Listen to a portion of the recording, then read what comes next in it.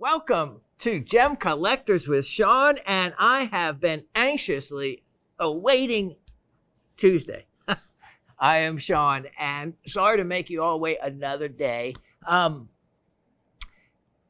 I've just got to fess up. It was not anything I did outside strenuous, but I'm going through a lot of stress. And I tell you what, stress and anxiety. And it was a day I got up with Raven. She actually does other shows here.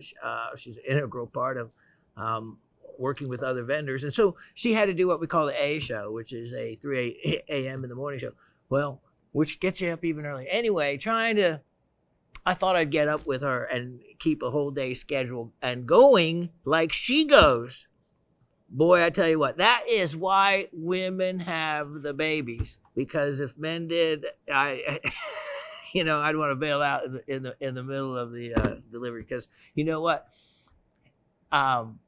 She says she is short but mighty, and that is the case because the hours I try to keep up with her. Of course, I'm doing bench work. Not that it's any harder, but I'm doing some technical work and some difficult stuff. So anyway, I think it was just a really stressful day. Had to deal with some paperwork and some bills and some other issues. I don't know. I didn't feel well, and I waited. It was like 8 o'clock, which is later. Normally, Osif knows if he can make it past 7:30, then I'm probably good to go that day. But I stretched it out as late as I could, and I just did not feel like I could bring you the quality show. And Osif knows what I mean by that. After he and I've been doing this for so long, he knows the kind of show that I like to bring. And if I can't bring that to all of you, and with the name and representing Gem Shopping, then I don't want to bring you a show that is less than. And that's the term I use. And you can do air quotes, less than. And so one day later made a huge difference because this is Monday. I'm shooting Monday. So it's a difference from shooting on Thursday all the way to Monday. And I am fired up and I am ready to go today. And it is the Shawn that you like. And I have some neat goodies. We were, to me, getting a new piece of equipment is like one of the greatest, coolest things. Like when I got my little miniature sphere maker that basically makes beads up to 1-inch marbles. That kind of excitement. Well, Osif is working, experimenting with a new piece of equipment that he got, and it's a camera. So before we just started, we were practicing. I'm not going to give you what we were practicing on it with because you're not to fast forward this show ever.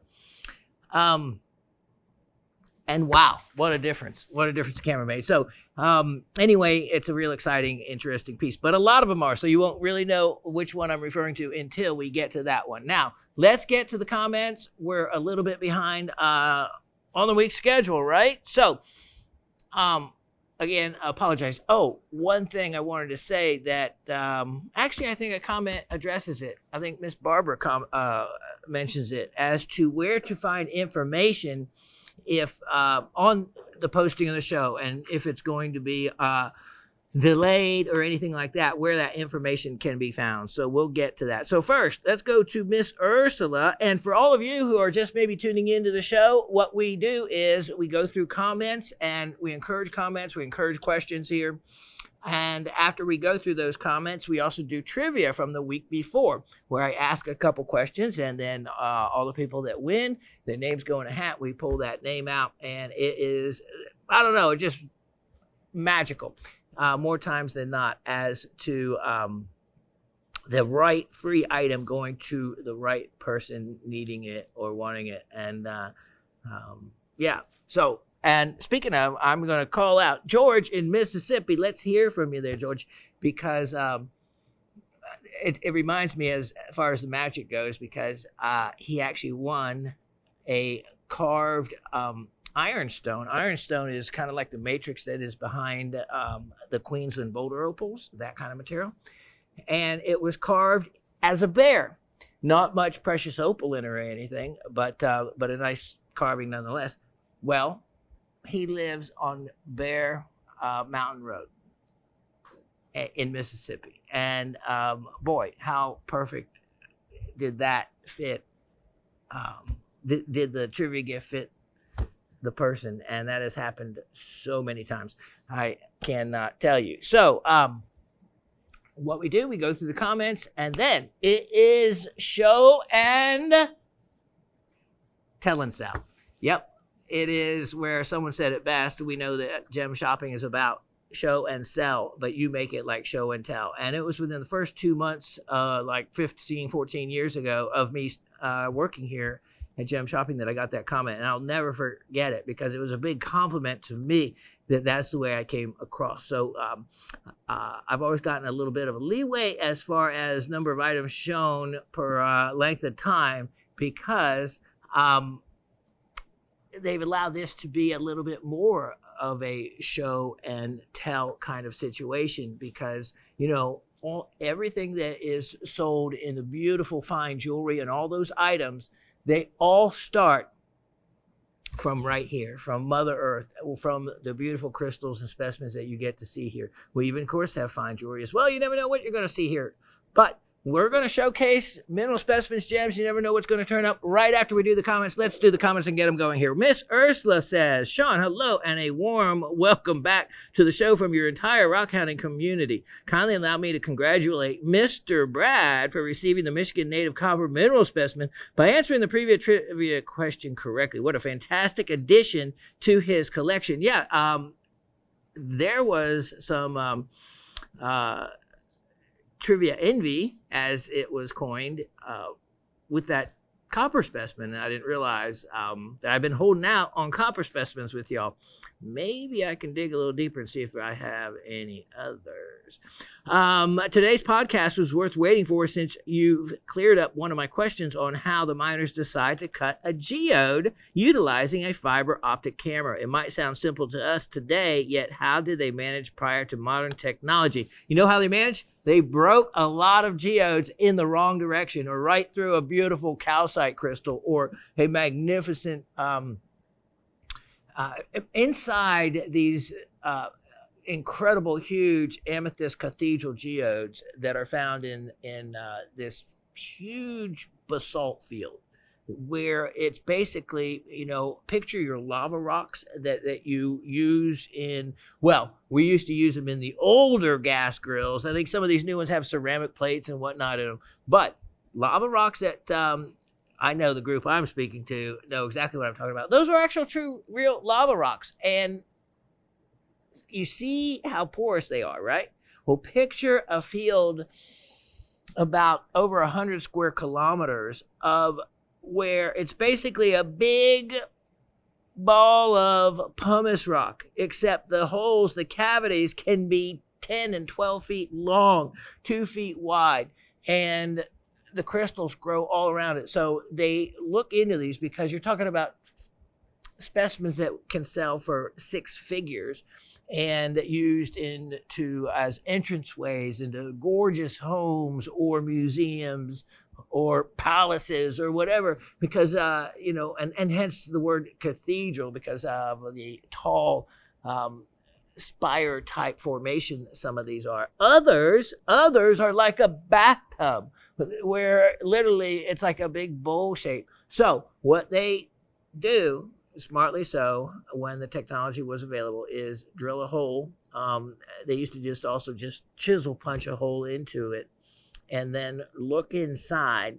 So, and basically draw a little schematic of where they want to come in later and how they want to remove the piece from the bedrock around it. And oftentimes it involves a plaster of Paris encasing on the outside. You're talking about huge diamond saws to saw it in half later. But it's quite the process, takes a lot of time, and in the end, complete failure can occur. And I know that because I had bought for one of my jewelry stores the largest amethyst cathedral pair I had ever bought before, and it was over 4 feet tall, which by way of weight and all is about the most you can kind of manage selling into a retail environment or someone's home, where you can they could, in half manage picking it up and getting it delivered.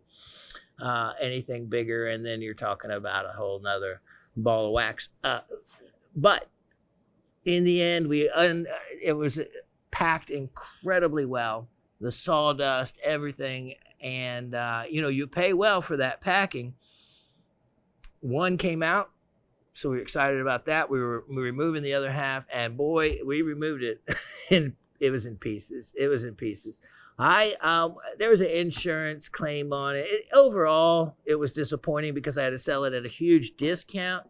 But I am the master of, what I call jeweler's cement. Basically, epoxy, 2-part epoxy. And I was able to epoxy that piece back together to where even telling someone to try to find the repair spot could not tell, because I dyed the epoxy to match the color of the plaster of Paris that they put on the back of them. Why do you think they're always all so smooth and whatnot, et cetera, et cetera. And really, it was a great job. But still, overall, I disclosed it, of course, discounted the piece, and it really kept me from really wanting to buy one and try to do that again. But those amethyst fields are amazing. And yes, so you got to see in that other basalt geode in a smaller form, they still will do that because it makes a big difference where you break or split the piece, whether you use mechanical means or whether you still do the old hand rock, chainsaw grabber and crack the rock. You can still have some control over it by not breaking it through an Oconite specimen or something like to that effect. So I'm glad to see, though, because a lot of people, even myself, until I realized how they did it, wondered how they did it. All right. So Miss Ursula goes on to say, manganese oxide is present in pyrillusite as well as salamalene, while stilbite is an ore of the metal referred to as antimony. Well, I'm going to give you credit there, Miss Ursula, because you got a little typo on the stilbite, because I know you meant stibnite. Stibnite is an ore of... So the questions were, so we know, go backwards here. To the trivia question was, what metal is present in pyrillusite and salamalene? Those were two of the minerals we covered, and the answer being manganese. They are strong ores and very important ores for manganese. The other question was stibnite, even though stilbite and stibnite, yeah, they can be confusing, is an ore of what rare metal? And the answer being antimony. Antimony. I actually own one share because it was free if you opened up this account. And you got to pick the share of a company that you wanted. And so it was one share, and I let the Raven do it because she hadn't really done anything with stocks before. So anyway, it was, and I thought it was really smart of her. She asked what metals are involved with creating modern high technology batteries for electric cars. Wow, how cool. So she wanted to buy one stock, one share, literally one share in a mining company that produces antimony. Who would have thought, huh? Yeah, just because it's gone down by 2/3 cents. But hey, that's the way the market is. For her, you might as well thought that you just, it was already a free share, but you might as well thought you just lit a match to the money right in front of her. I don't know what kind of patient investor she'll be, but she's learning off her one share. Okay, so those were the questions. Let's get back to the answers. So Miss Ursula getting the answer right. She also goes on to say, let's see. Unfortunately, I could not remember how to spell antimony. Remember, antimony spelling in this it doesn't count. We do not hold anything against you for spelling because, oh my goodness, even myself would have failed long ago. Nonetheless, you provided the key by mentioning the periodic table. Shawn, please take care of yourself. And I was reminded on how my friend likes to quote his favorite actor, Clint Eastwood, by saying, a man's got to know his limitations. Sincerely, Miss Ursula. Very much so. Miss Cindy, hello, Rock family. Wonderful to have you back, Shawn. The Romanian Stibnite Druzy Chalcedony is the bomb. I agree with you on the lure of the Transylvania Carpathian Mountains. I know. I just want to say Carpathian Mountains. I mean, I want to be able to say, I live in the Carpathian Mountains. I mean, what? I don't know. Just if you ever want to see a cool movie, if you like kind of horror action stuff, and the Raven and I almost always watch, it's called The Cave. It's just called The Cave. And of course, any movie regarding caves or relating to formations, I'm attracted to those kind of movies anyway. But then, it's situated in the Carpathian Mountains and has footage. I mean, it's just tremendous footage. And these movies that shoot on scene relative to the theme of the movie really add a lot of dimension to it, because you get to almost like travel there, because how, other than that, very difficult place to get to. All right. So I'm glad to see Miss Cindy likes the idea of Transylvania. Yeah, it really is such a place. Answer, getting both answers right. Manganese and antimony. Till next week, be good to yourselves. Stay safe. Cindy in South Central Pennsylvania, who has the original Dracula movie since childhood. Not weird. Hee hee hee. To quote Renfield. And who was Dracula's minion? Who wants to be a vampire, if you've never seen that original movie.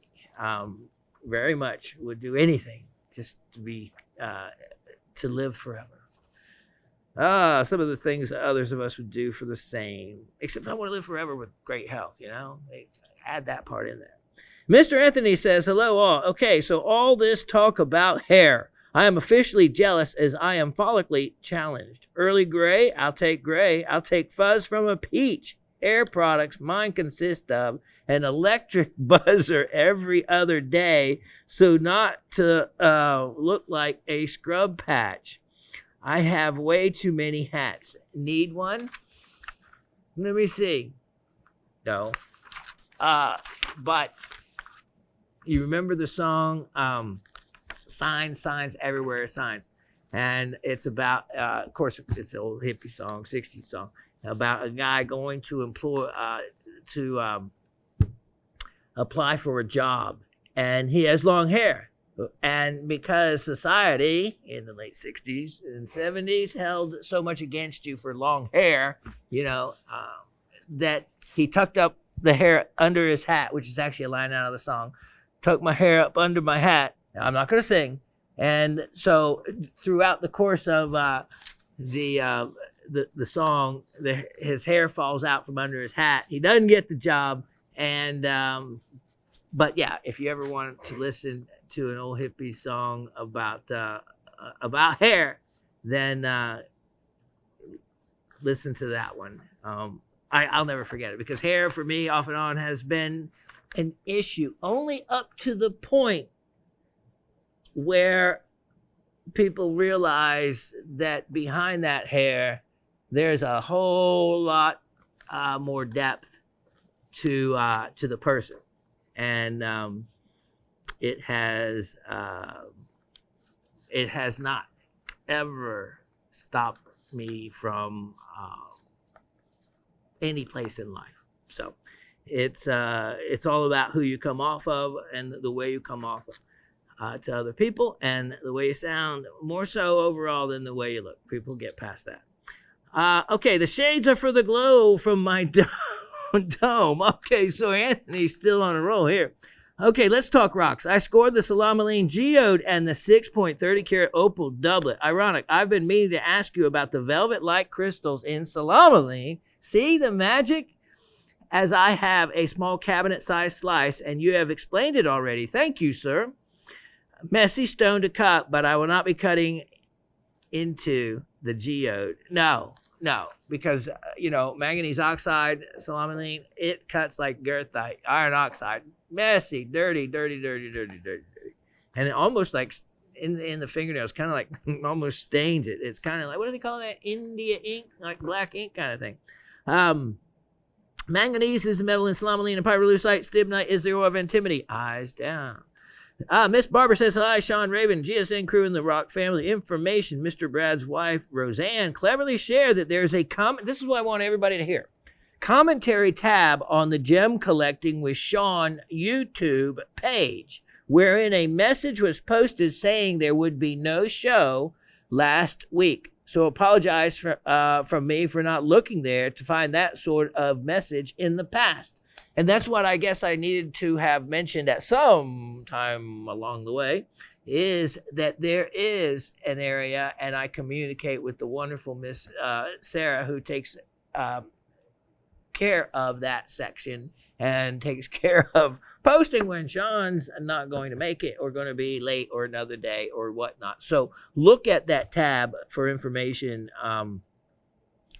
because by Friday, which would give you the ability to look over the weekend to know whether the show would be posting Monday or not, you would have information. So you can look over the weekend before the Monday to, know whether for sure or not I will be appearing that Monday. So that's a great comment there, Miss Barbara, for saying that, so I can share that with everybody. So apologies accepted. By the way, congrats to Mr. Brad for winning the Michigan Copper Specimen. Perfect, since that was his area. Twilight Zone music. She actually wrote that. Yeah, see what I mean? The magic of the show. The magic of the show. He spent a lot of time and so the specimen was very relevant to his past life. That is a Twilight Zone moment. Glad to have you back. Keep building up those oxygen-carrying soldiers so you have enough energy to exert yourself. No kidding. Guess you don't have quite enough yet. No, I don't. The lure of gold will keep you striving to incorporate iron to get your body stronger. How geologic. I know. I just told the guys here, I said, guys, I am not leaving this earth. I'm not leaving the house. I am not doing it until we get the gold. I spent years there finding it because I knew it was there, and bought the tractor, paid the tractor all off before finally discovering what I think is the honey hole of gold. And like I had told you the story that my son said, Dad, for you it should all about just being finding it. He goes, just know that you have found it.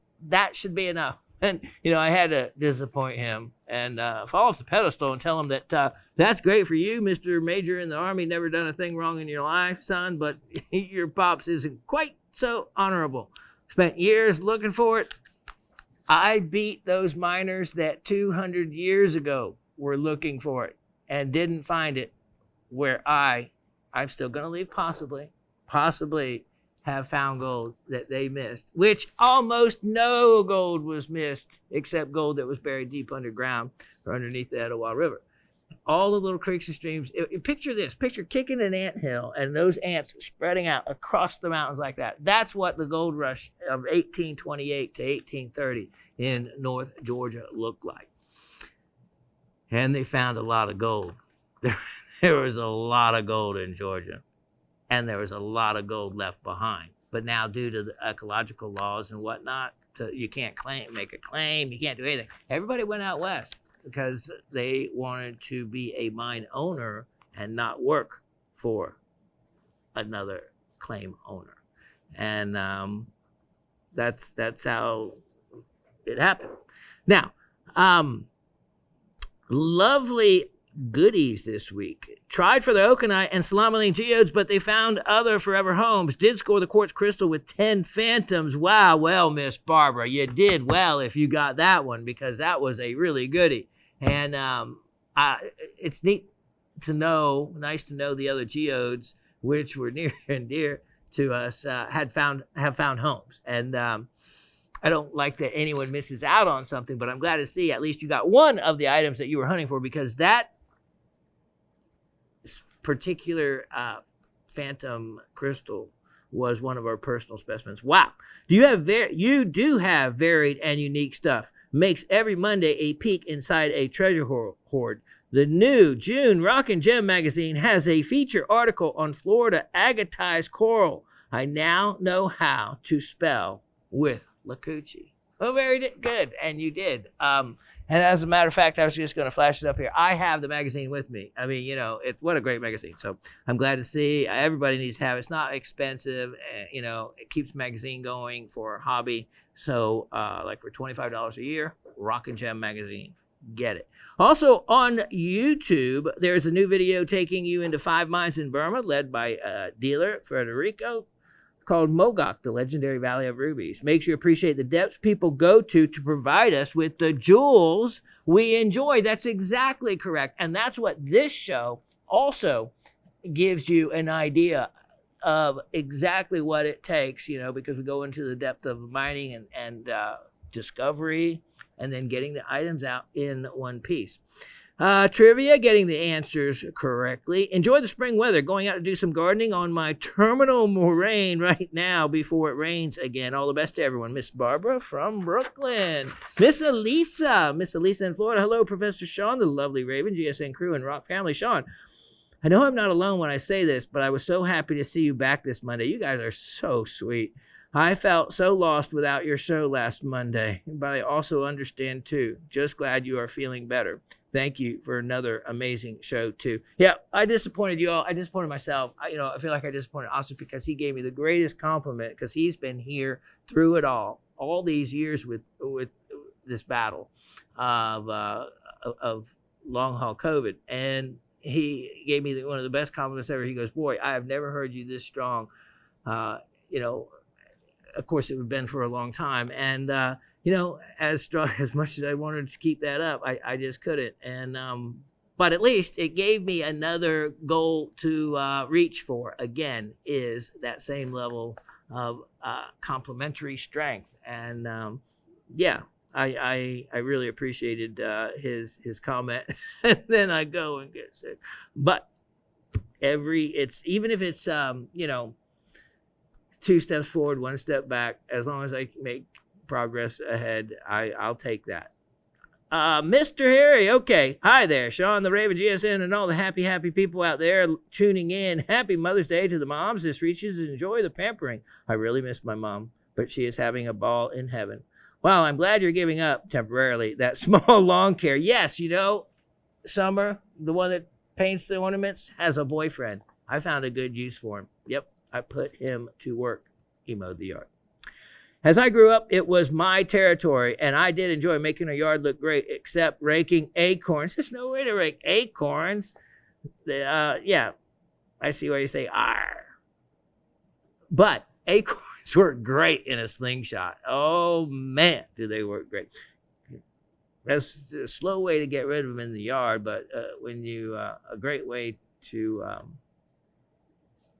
scare off your little sisters or your brothers, especially if you're a good shot. We made our own slingshots. Yeah, we did that kind of stuff. We didn't go buy a slingshot. Anyway, another story. Feel like my dad. Trudged to school in 6 feet of snow, carrying 20 pounds on my back. All right. I miss my mom too. How about that with the birthday happiness you sent me? And it was very nice comfort getting that on my birthday. Too cool. He got a trivia gift on his birthday. Magic of the show. So the pictures I attached were taken by my daughter and sent to me. I attached to you. I was really hoping to get an idea of what they were worth, but I understand, being able to evaluate things by looking at them. It's kind of hard. So I'm glad you understand. Thank you so much for the nice, kind compliment on both of the pieces, though. And now you've got my curiosity piqued. As far as the video you were talking about, more history of the channel. So I'm so into it and love looking at the beautiful pieces of artwork that they sell.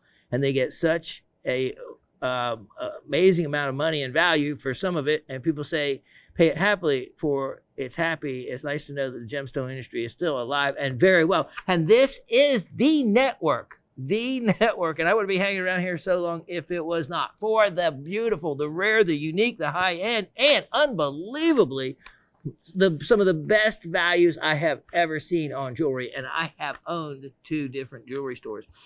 So I know that entire industry very well. And yeah, if you're wanting to see unusual gems, some true museum quality stones come through here. Stones, many, many pieces selling in the range of 6 figures and up. And so, yeah, it's enjoyable to watch, because you're just not looking at, common items that you would see just any place you went in a mall store. No, these you would only find in a store with a name like Harry Winston or all kinds of names like that. Yeah. And those incredible treasures, even from those manufacturers, you will see pass through gem shopping and at extreme discounts to their original sale prices. So it is a fun network to watch, believe me. I can't agree more with what Anthony said about Raven's jewelry and the agate piece and the sapphire. Wow. And then you mentioned something about a 6-inch plus purple pink topaz. OMG, I've seen pictures of them. Unbelievable, from Ouro Preto, Brazil. I have watched many videos on places of interest like Brazil. Yep, that was a great story. If you missed it, go play back last week's show where I tell the story of a good friend of mine who owns, that's where those topazes came from, a mine in Brazil, and how he lost out on getting the value from a stunning crystal of imperial topaz. Anyway, I have to confess something. When the day of the show comes and passes, I never think anything about missing the materials you have to offer. But what gets me is my mind starts wondering if you may be in the hospital or gotten some way to incapacitate you.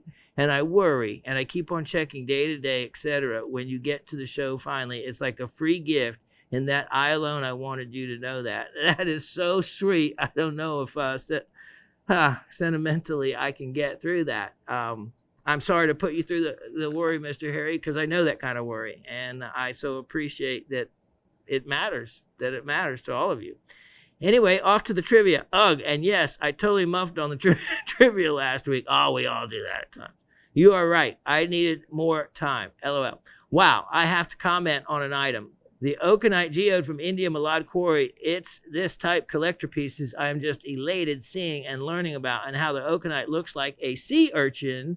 Unreal. And the apophyllite doubly terminated crystal. Wow, I know. And you wouldn't have even noticed that apophyllite crystal if you just don't really look closely at these specimens that I'm offering all y'all. Also, what you said about how they opened up this geode by knocking a small hole to take a look-see, and that's the way they check out how to cut the amethyst cathedrals. That is something that's always fascinated me, and you described that process. That's really neat, Shawn. Thanks for the education on that process, and that's why we have this show still here for you to access that level of education from the ground up. That's what gem shopping gives you. Question 1, what metal is in Pyrillusite and Tourmaline? Manganese, got that right. Question 2, stibnite is an ore of what metal? And Timothy got that right as well. Well done. Ooh, I think my... I'm going to say it. I think you're referring to your brain. But, Harry, you're right. Oh, I think my pimple is working again. I am going to think that, that is in reference to the size of his brain and taking a funny moment to get the idea. I would say that it's a little bit bigger than a pimple, Harry. I would say it's an acorn at least. Unless it's... Well, we won't talk about it. I used to live in Ecuador, and we took garlic pills. And we didn't have to take all these other things, just natural garlic pills to keep the creepy crawlies from biting us and whatnot.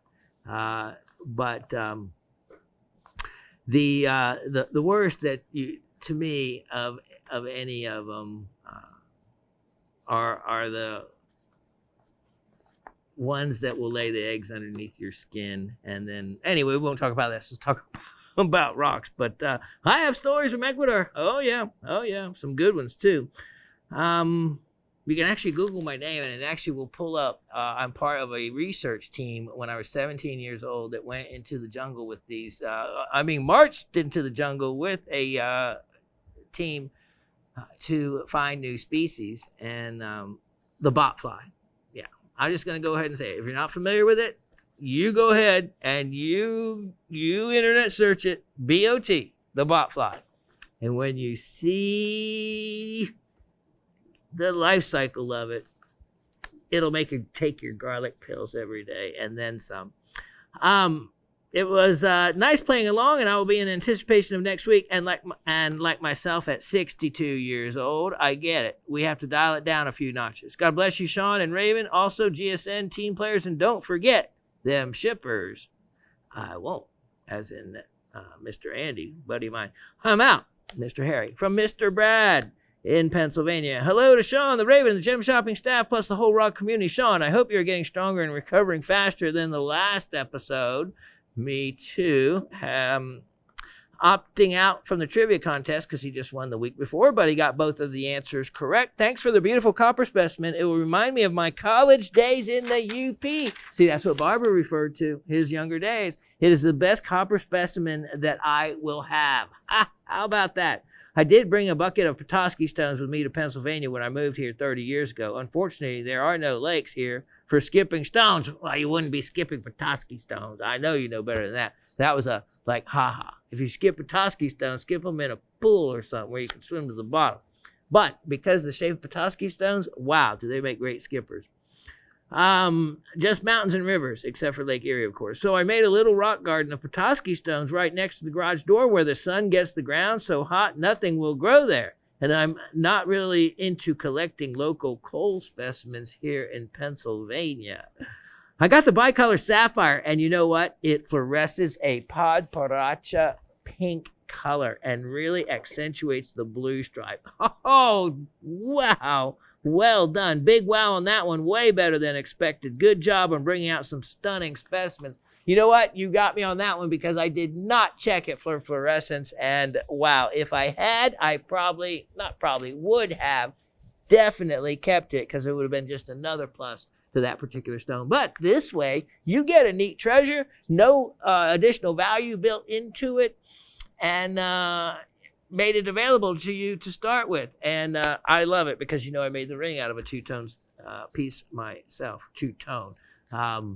Zoned, extremely zoned sapphire. Be well and thanks. Oh, by the way, I could use some more hair to cover my bald spot. So the next time you cut your hair, save me some and maybe do a 7-strand weave for me, and I'll try out the dreadlocks look. Hey, how about that? I can braid 7 strands. Also, Mr. Harry wrote me another note regarding some other information about, here's the thing. The information I bring all of you, I'm always so afraid that there's a real professor of college listening and who's going to call me out and tell me just how wrong I am on such and such items. As much as I know, I can't know everything. Now, the same thing applies, and this is in reference to me, but in all of you watching other shows here at Gem Shopping, you have to realize that if you listen to my show and then listen to other shows, that I have 50 years of living, eating, breathing my hobby. So information you hear from me is going to be a lot more, I guess, informative and maybe more accurate than you might hear in other programs. So if you know what you hear is contrary, then you just know that, well, not everybody knows as much as you do. And that's where, you just hope that, they learn and read the books and, eventually they'll get there. And that's what it's all about, is learning every day something new. So, Mr. Harry, great message and well taken. Miss Peggy, hello, everyone. I'm writing late, so I hope to get my trivia in this week. What is the metal in Pyrillusite? Manganese, Stillbite is the ore of what metal? Antimony. You have been giving away some really great, cool giveaways, so I hope I win. So you wore yourself out a couple of weeks ago. You need to make yourself the priority. It will take time, but eventually you will recover. You are very special to all of us. I miss you when you can't make it. Oh, thank you very much. Find your joy. Miss Peggy, I try so hard, and sometimes it is quite the battle. And I don't take any antidepressants or anything, but I tell you what, there's some days over the battle in the last 2 years where, I can see why. I can see why people might need a little crutch every now and again. Okay, so put all the names in the hat, drew the right number, and the number is, could it really be that magical?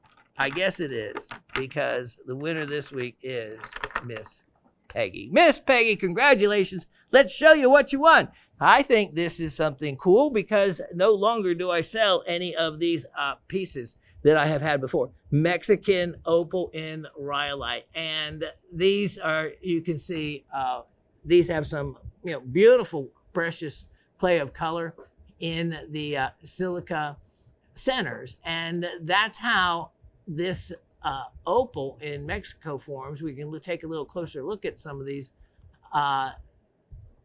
cavities. So when you get these openings in the rhyolite, well, over time, silica precipitates into those openings, and then, oh, wow, look at the colors in that.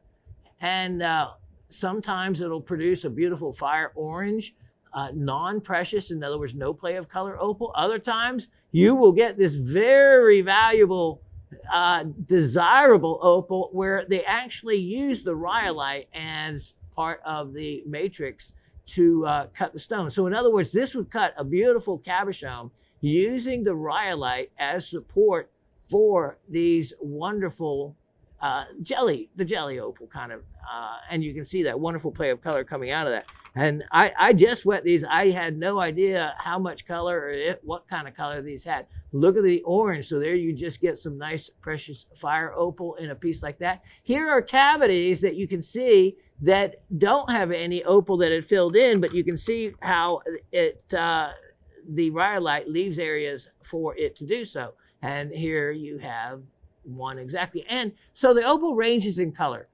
Everything from the white base colors, and this is a really neat selection to, wow, look at this. There you go. Now there's a fantastic sample. These tumble great. If you want to tumble these out, just go slow. Rhyolites will tumble away rather quick. Look at the purple in here.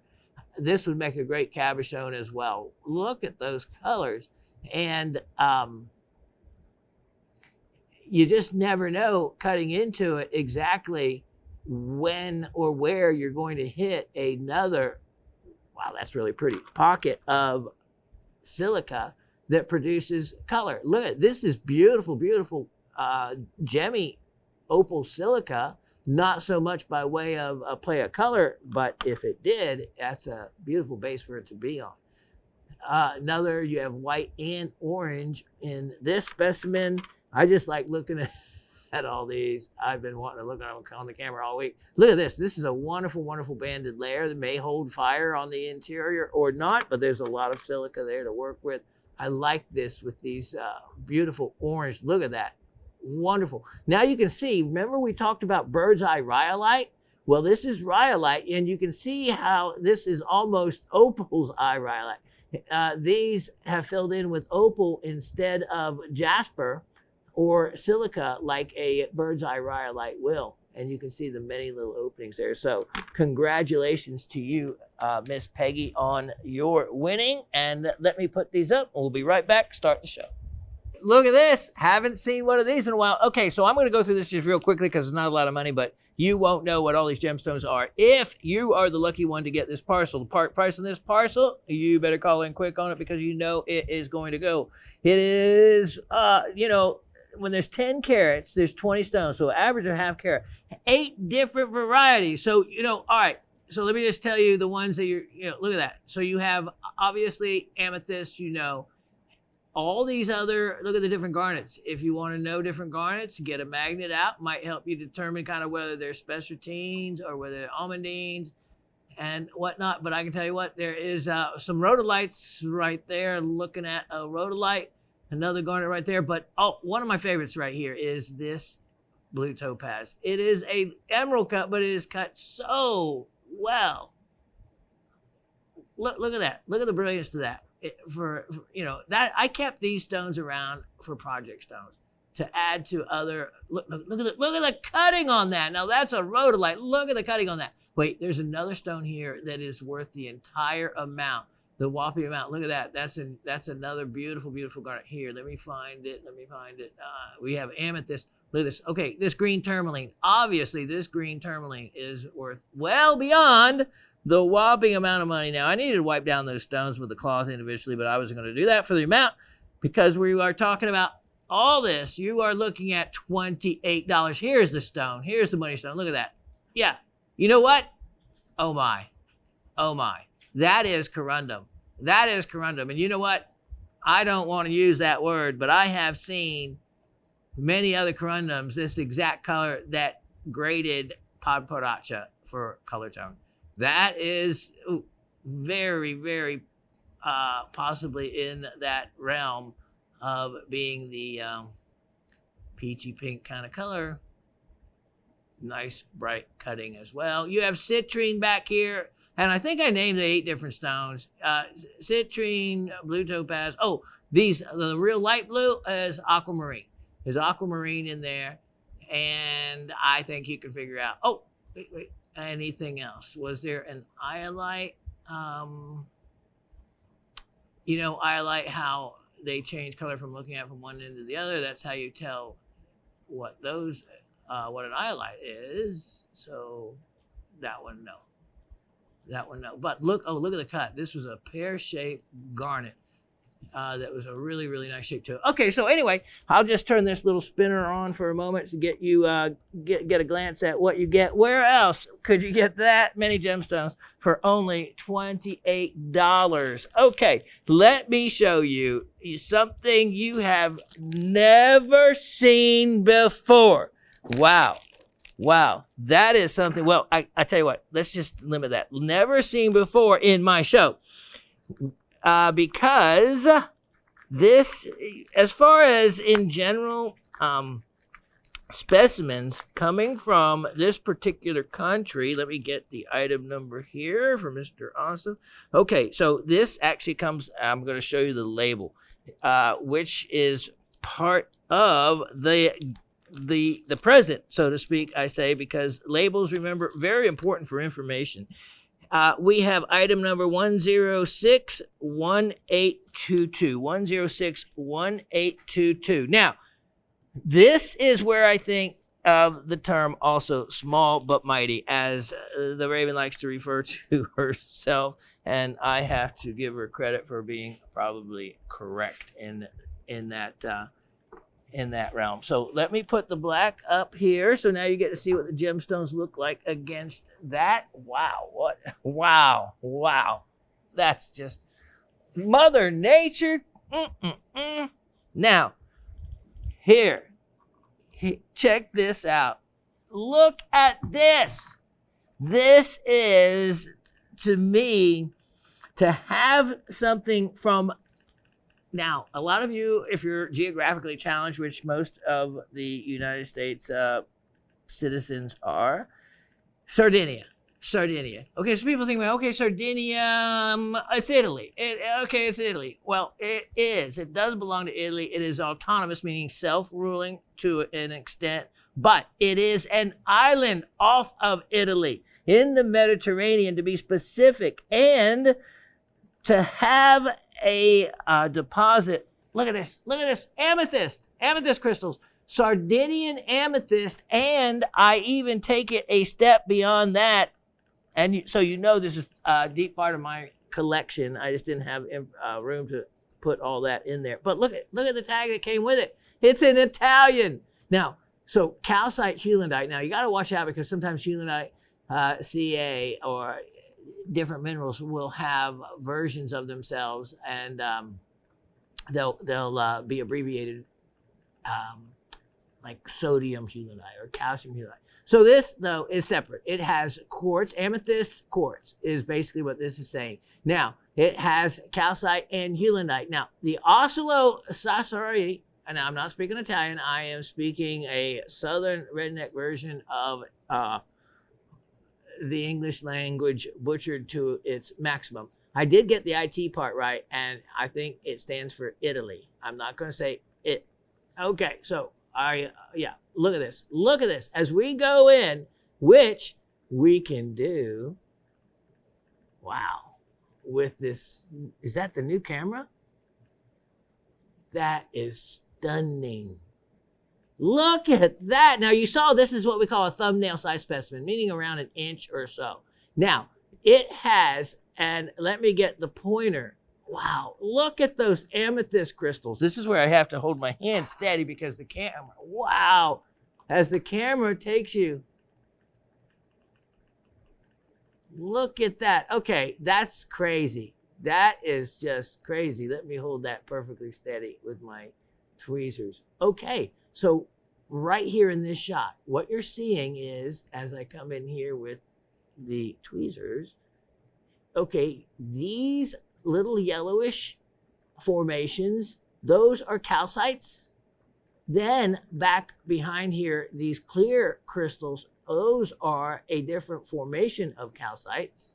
Then you have these white blades. They're very kind of hard to distinguish, but those are going to be, wow, I am just amazed at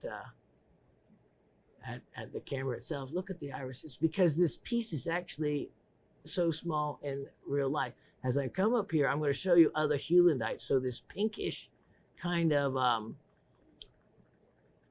formation to the exterior part will have some Hulandite. And the green, what is the green? Celadonite. You're going to have celadonite mixed in there. And so if you get this, didn't have all the room to be able to put it in the label. So you have to use my voice to be able to get the rest of the information.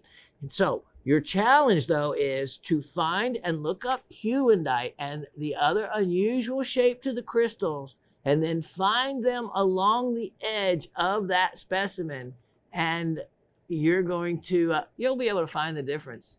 Wow, that's a difference. Speaking of difference, my goodness. Okay, this cool specimen is worth it because of the origin. Go find another little geode crystal like that from Sardinia, from not just Sardinia, from a particular mine in Sardinia. Have the information. That just doesn't occur unless you're talking about getting it from another rock hound that thinks that origin is extremely important, and why I make such a big deal about it. All right, price on this. This is a one of those really cool specimens that in the reality of life, it wouldn't be normally necessarily always worth X number of dollars, but because of its origin, it's got to be worth $28. It's got to be worth $28 indeed, because of also having the label, and the label being in Italian.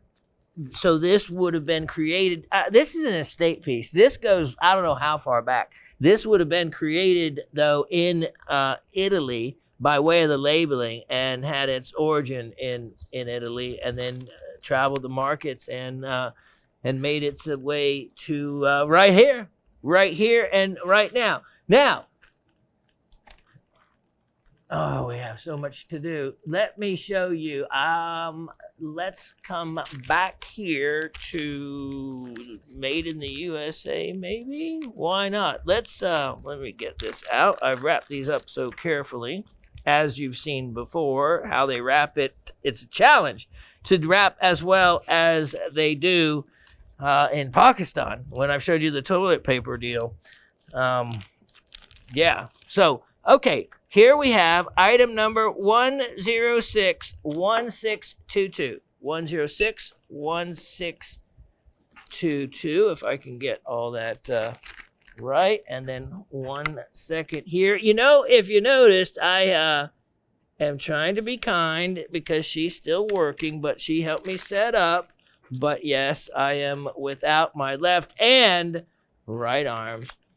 And so you may hear a little drag in the show. Okay, so, you know, this is a specimen that somebody like Miss Barbara could appreciate. A Brooklyn gal, because this is something she won't necessarily find in Brooklyn, but she might find it in upstate or another place in New York. This is from Powers Farm. We talk about Pierpont tourmalines. And we talk about these because believe it or not, I remember that I think Miss Barbara actually, being from New York and being the magic to the show, won a trivia gift, and it was some tourmalines from the Powers Farm in Pierpont. And if you never got the rest of the information there on those, Miss Barbara, yeah, these are actually from the Powers Farm, which is a kind of a large deposit over a good amount of area. But what they have found is amazing. And here's the thing: they have been completely analyzed to death, and they are true dravites. Now, dravite in the tourmaline chain of which is a long chain of minerals. To be dravite, you have to swap out the manganese. So this dravite is the magnesium analog. Replace analog, these fancy words. Well, let's just use variety. The magnesium variety of Shorel, which is the iron tourmaline. So your black Shorel Tourmaline has a high content of iron. To be a dravite, which you know can be a yellowish brown, a coffee color type, it has to, the magnesium replaces the iron. And it was named after, in Latin originally, the river Drave in 1833 by Gustav, none other than Schermack of Schermakite fame. Oh yeah, back in the old days, the mineralogists, they all knew each other as a small circle, and they loved naming things after other buddies of theirs and other people that they knew. And so you get those kind of connections. Alwyn was another big one, and you know about his fame as well. So Schermack, he already had things named after him, so he was naming other different minerals for other good reasons. And Drave, it was an informational name because Drave is a river near Slovakia, and so it told you where the type localities were discovered. Look at this. This is actually a large, nice cluster specimen. And it really stands up well and displays well. $28. Only $28 on that one. So seems to be a $28 day so far, but that's a lot of value. And a lot of look. And a great unusual item, because dravite, again, to find the black dravite, there's not actually too many locations. But Pierpont, Powers Farm, New York is one of them where you can find that type of tourmaline. And you notice how the crystal system is different, more like also Uvite tourmaline from Burma. You can see it's not the long crystals that are seen in so common tourmalines. Now, let me show you a really neat prize in this next item. This is 1060722. And now this is a jewel.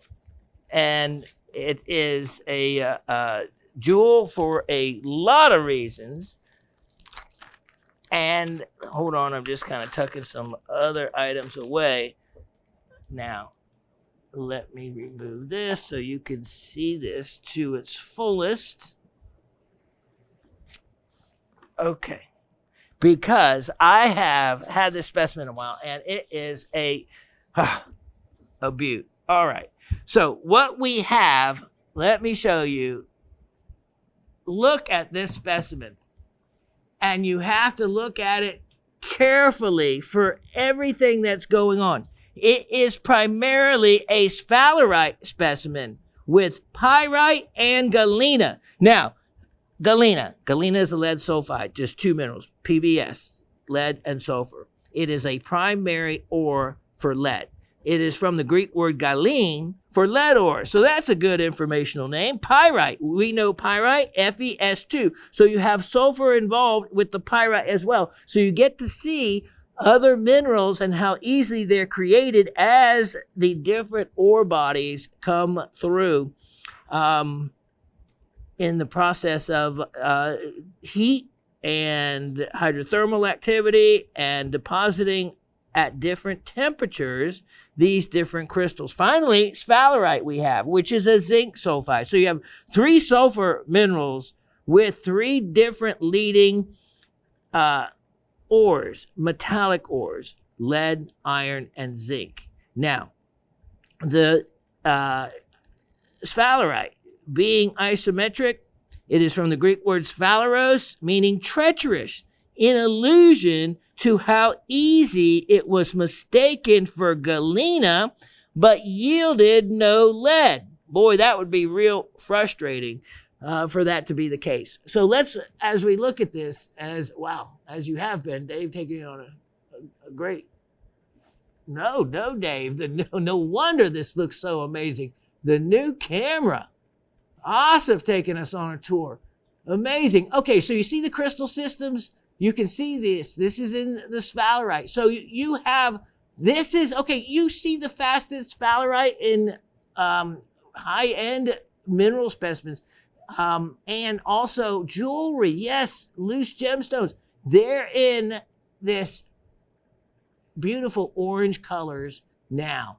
Here's the money color, what's called Ruby Jack.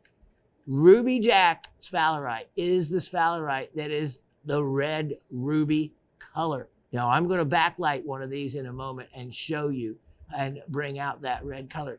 You can see just how many Stellarites are in this specimen. And then look at this. Oh, yeah. Look at these. Okay, so it doesn't take a lot to see that this looks like lead. And it is. This is galena. And the way you can tell easily the difference between galena and if you have Stellarite that can look similar in color, in this case, no, but that can happen. And that's why where the word comes from, meaning treacherous, meaning it looks like other, can look like other ores, is take a little, any kind of metallic item. It can be a anything from something as simple as a paper clip to these tweezers and whatnot, and make a little scratch on a crystal somewhere. And galena scratches really easily, and telling you just how soft it is. Stellarite is harder. It's 3.5 to 4, and that is a big difference from the hardness of galena. And again, going back to Pliny the Elder naming galena back in the year 77 to 79. Wow. That has a history. Now, this specimen, it is from a very desirable location called the Tri-States. And the Tri-States is not the viburnum trend of Missouri. The Tri-States area refers to the mines in Oklahoma, Kansas, and Missouri. Almost, if not all of them, were closed by the 1960s. The Greek word, of course, for pyrite, pyre, meaning fire. Some of the early flintlock guns used pyrite to create the spark, and hence that's where the name came from, the spark, and that would ignite the powder, which would ignite then the gunpowder in the bore. And so that's why hence the name flintlock. Did you ever put that together? The word flintlock, when they talk about the old guns, because it would be a piece of flint that they would use to strike the metal, create the spark that would ignite, the powder, which ignited the further powder. And boy, by the time it was all done, there was a slight delay. I have shot those guns, actually, and it's something. And then you don't even know if you hit anything because there's so much powder around you, so much smoke. Anyway, just some history to the naming of it. Now, the way also to tell the difference between whether you have a tri-state specimen or a viburnum trend Missouri specimen is because the viburnum trend is mostly on a dolomite matrix. But the tri-state material is on a chert matrix. Chert, remember, is a cryptocrystalline quartz related to the flint family of quartzes.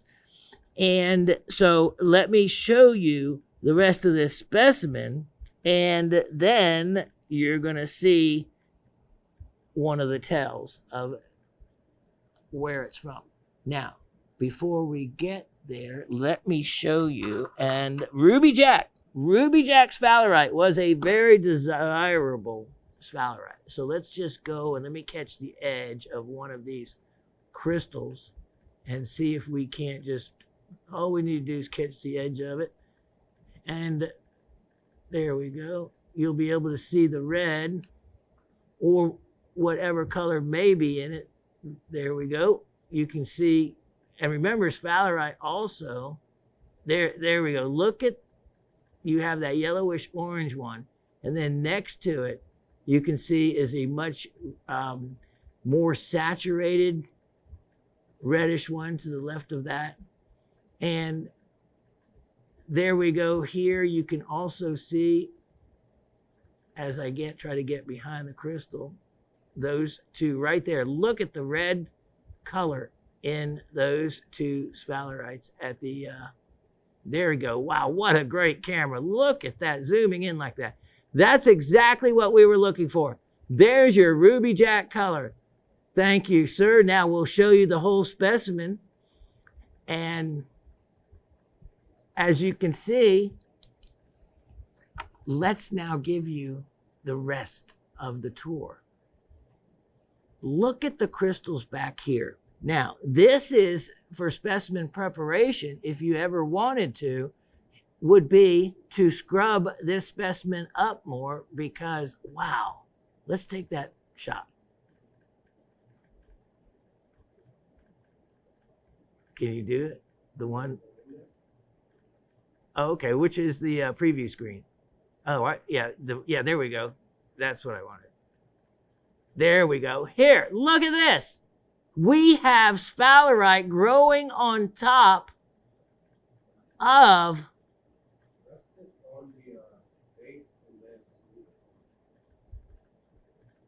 look. Oh, okay. Yep. Here we go. You have a beautiful formation here. Now, this is something real important because this is, and I'm just going to be bold and try something here, which I normally wouldn't do, but we're going to try something. Okay, I am trying to scratch that. If that was actually galena, the lead ore that you saw in the others, it would scratch. But if it's just a dark, what they call zinc blend of sphalerite, then it would be a sphalerite growing on top of sphalerite. A little closer look at that. Whoever gets that one might be worth take a look at. Look at all these additional crystals. They are everywhere. Look at that. This is one of the most handsome pieces I have seen. This is made in the USA. Look at this. You can see how if a miner came across a vein of ore like that, then they knew they had something. And oftentimes that's exactly what that you'd see, except in bigger, larger, deeper, thicker origins in that. This is, look at that. Look at the lead running through there. Look at those galena crystals and then the pyrite. And look at all that. Look at, that is a stunning specimen that was mined prior to the 60s. These mines are closed. The availability of this material, oh, the chert. That's what I want to show you. I get so distracted. Here we go. Look at that. I didn't even cover this corner. This would have stood out. The chert is right there.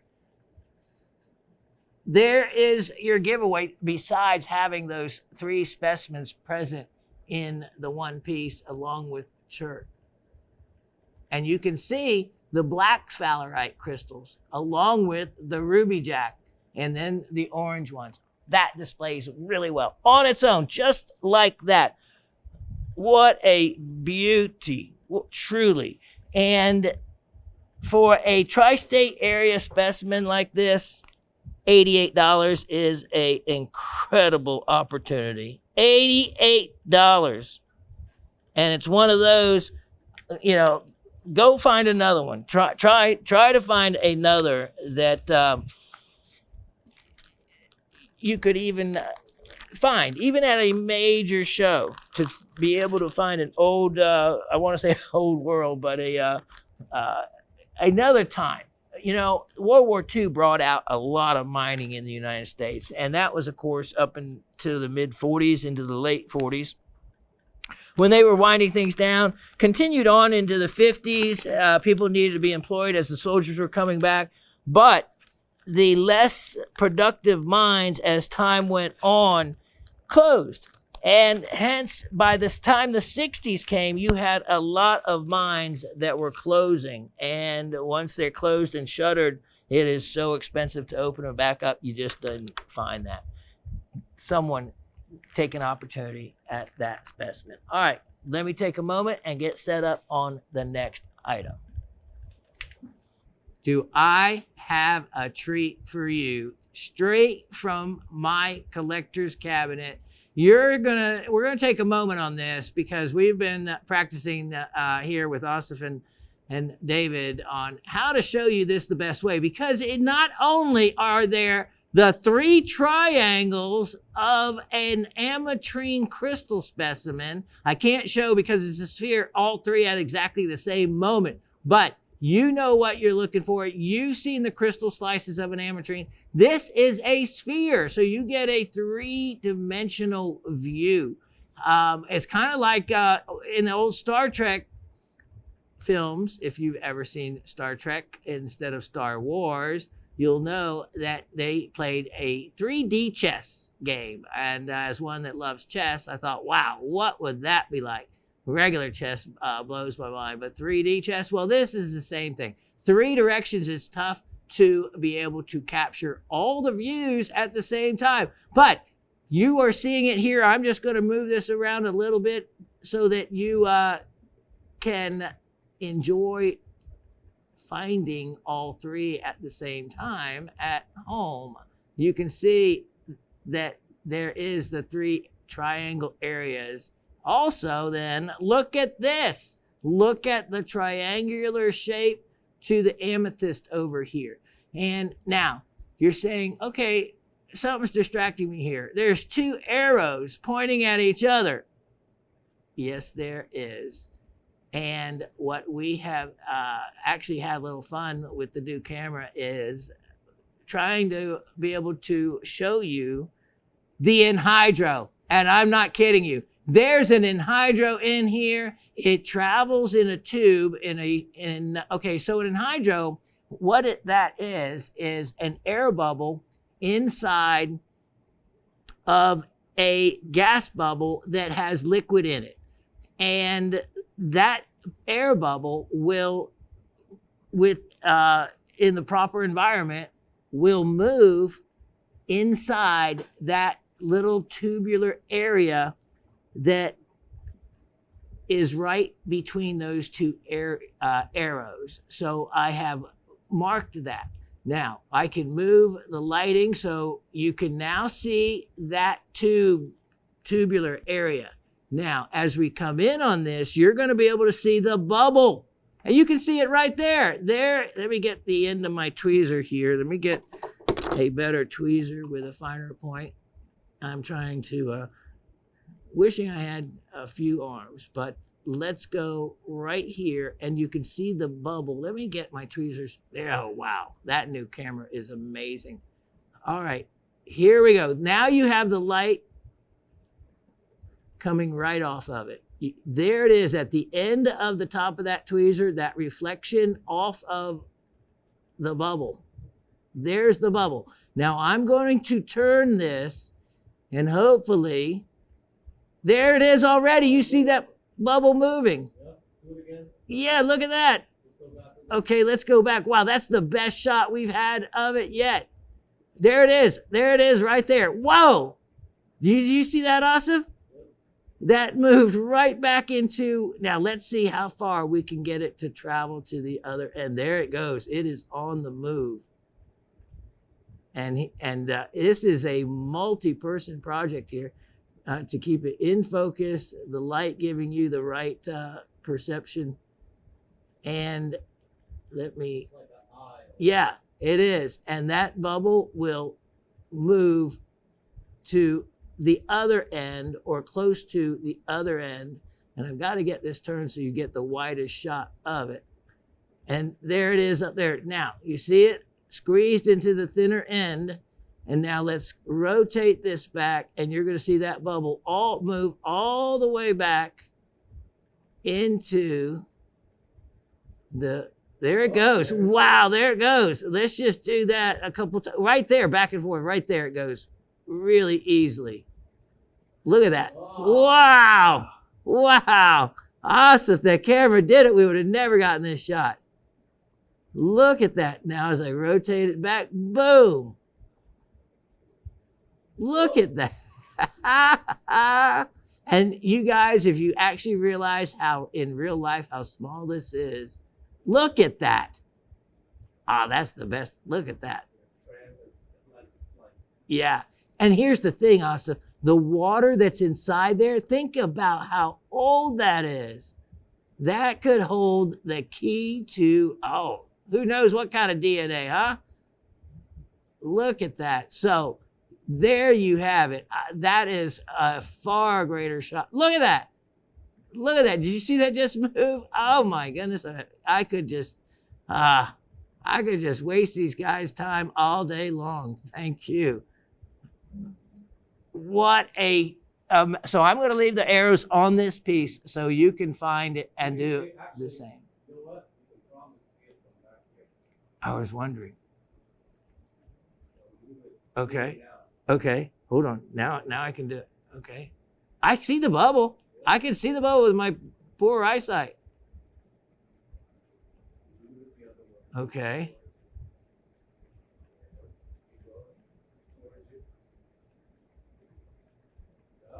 There it goes. Wow. That's incredible. That's incredible.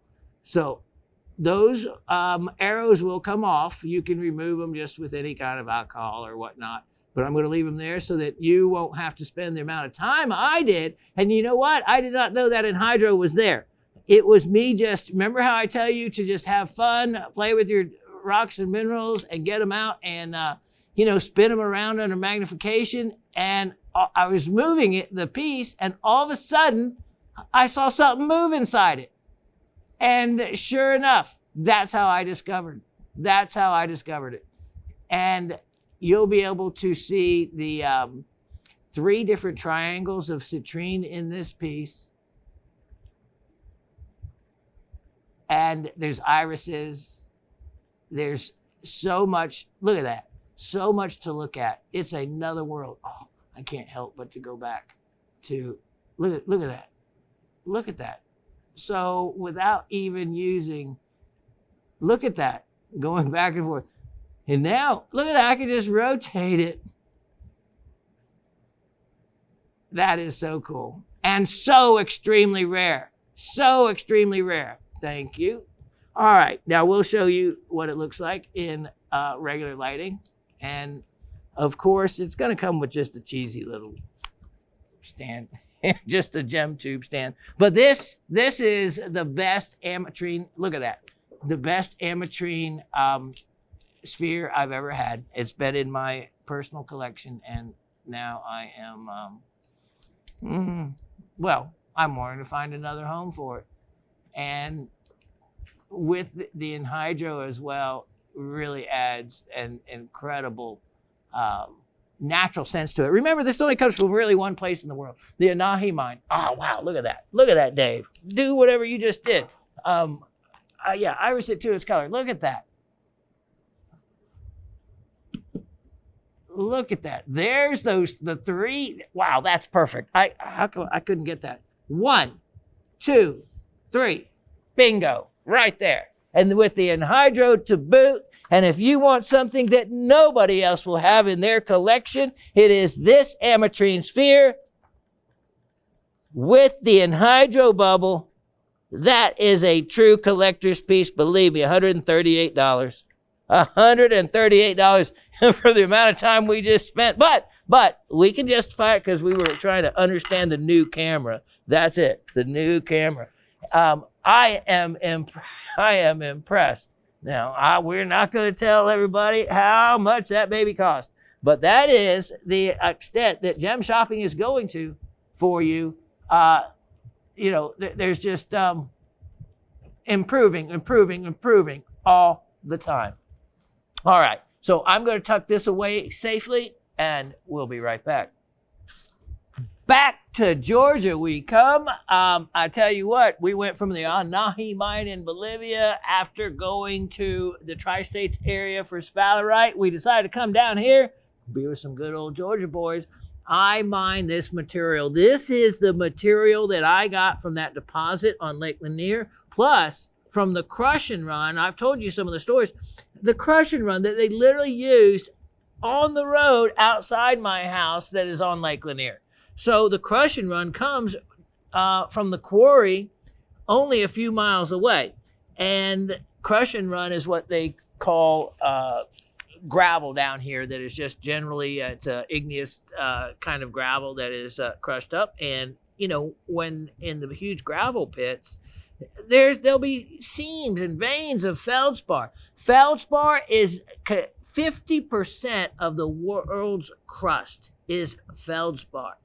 And so it's the most common mineral, not quartz. Feldspar is, because feldspar is in igneous rocks, metamorphic rocks, and sedimentary rocks. Now, Dave couldn't believe it because Dave's been out mining and going along Lake Lanier, and he has found some moonstone. And he said, "You mean my moonstone is going to look like this?" I said, "Yeah, you find pieces good enough quality." This is the deposit that I found on a sunny day on Lake Lanier when the lake was at historic lows. You're talking about over 20 feet down, okay? And so I was in my canoe and I saw this bright reflection all the way over on the Gainesville side. So I live on the Forsyth County side. This was on the Gainesville side of the lake. Dave knows how far away that is. It had to have been, it was a couple miles. But all I did was put the nose of that canoe on that reflection and paddle towards it. I could see that reflection was below, because the lake was so low and it was a steep slope, that I could see that reflection was well below the high water mark, meaning that it spent most of its life, this bright reflection, underwater. And I did it. I hit it. I hit a huge, it had to be 10 by 15 foot moonstone deposit of nice quality moonstone. I hammered out as much as I could, had every intention of going back. It didn't take but a couple heavy rains, and bam, that lake came up, covered that spot up, and the historic low of the lake has never repeated itself. I've never been able to go back there. But look at this material. Look at this. Look at this. I was showing Dave, I said, you remember moonstone? You have to catch at a correct angle to be able to really see where it gets its name from. Now, many types of moonstone. Plagioclase is a type of feldspar that produces labradorite. Orthoclase is one of the ones that claim to be moonstone. You have adularite. The adularescence is named after another moonstone called adularia.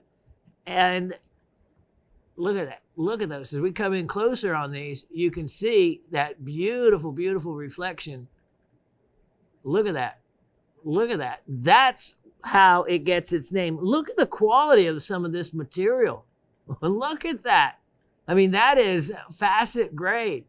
And so this was, look at that. Look at these pink peach ones. And that's why I like, because of course, the peach state of Georgia. So I love the peach moonstones. And so this is a mix of them. I actually mine these. I tumble these. Now let me show you. Dave just picked this up. He says, Shawn, why is it in that shape? Why do I find them in this shape? Well, this is the shape that calcites and other minerals will form in. It's called monoclinic or triclinic. And it means it also has perfect cleavage in 2 different directions. Look at it. You can actually see a crystalline face right there. You get to see a reflection from the face. And if you tumble this, you're going to greatly improve the look of it. But this is just one that he was out and along the shoreline. And all 3 of these, look at this. If you polish these up and got that surface rust. Now, almost everything in Georgia is going to have a surface of red oxidation. That is from the high iron content in our soil, hence Georgia's red clays. But it doesn't take much. You can actually see the reflection coming off of the surface there. You remove that surface oxidation of the red clay, and you'll get into and see what's really beneath it. How you can tell that you have moonstone, see that it's been cleaved or broken off or formed or grown as a crystal. Look at that parallel sides like that. And then when you have inclined ends like that off based on a square shape, then you know you have it.